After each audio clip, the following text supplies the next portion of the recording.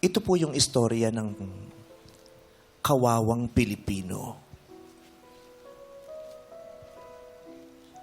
na nanakawan at hinayaang magdusa sa mga ganitong pagkakataon ng dilubyo, ng kalamidad. Hindi lang si Luna ang nakaranas niya, napakadami.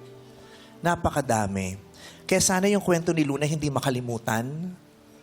Kaya kinukwento niya ito para maipaalala, para mapanood ng mga dapat makanood, para makarating sa mga dapat paratingan. Sana maisip ito araw-araw ng mga politiko. Sana mapanaginipan ninyo ito. Hanggang sa paggising nyo, sana itong kwento ni Luna maalala ninyo.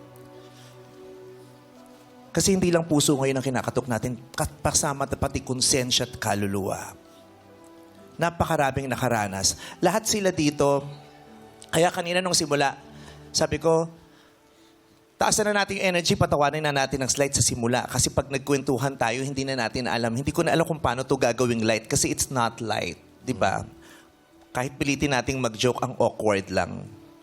Diba? Pero, Luna, nandito kami, kaisa mo kami.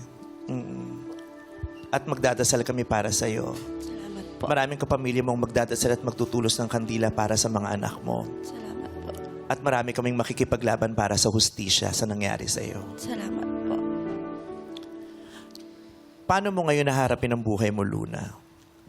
Sa ngayon po, hindi ko pa alam kung paano magsimula eh. Hindi ko alam kung paano ako magsimula. Wala pa akong plano. Naiintindihan ka namin.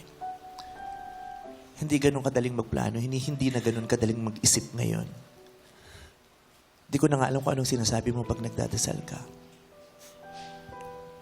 Pero araw-araw, piliin mo lang gumising. Yun muna. Araw-araw, piliin mo lang gumising. Araw-araw, piliin mo lang munang huminga, mabuhay.